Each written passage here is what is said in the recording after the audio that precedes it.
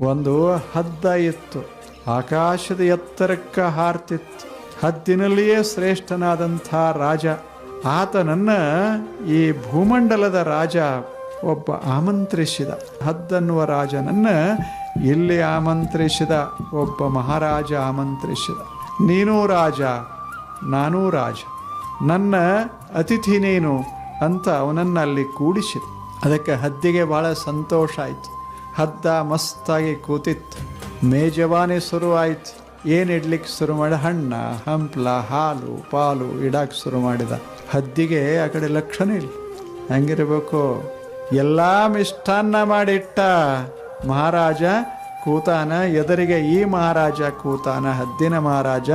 ಎಲ್ಲ ಹೀಗೆ ಇಟ್ಟಾರ. ಆದರೆ ಹದ್ದಿನ ತಲೆಯಾಗ ಏನದ ಅಂದ್ರೆ ಹೆಣ. ಅದು ಮನುಷ್ಯನಾಗ ಹೆಣದ ಕಲ್ಪನಾ ಮಾಡಕತ್ಯದ. ಎದುರಿಗೆ ಮಿಷ್ಟಾನ್ನ ಇಟ್ಟಾರ.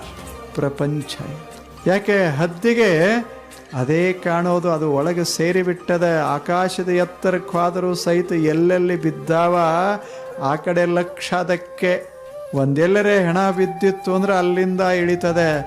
ಒಳಗೆಲ್ಲ ಹೆಣ, ಹೊರಗೆಲ್ಲ ಹಣ್ಣ. ರುಚಿ ಹಂಗಾದೀತು ಪ್ರಪಂಚ. ಅತಿ ಅತಿಥ್ಯ ನಮ್ಮದು ಪರಿಸ್ಥಿತಿ ಹಂಗದ. ಒಳಗೆಲ್ಲ ಅದ, ಹೊರಗೆಲ್ಲ ಸುಂದರ ಪ್ರಪಂಚ. ಆನಂದ ಹೆಂಗಾದೀತು.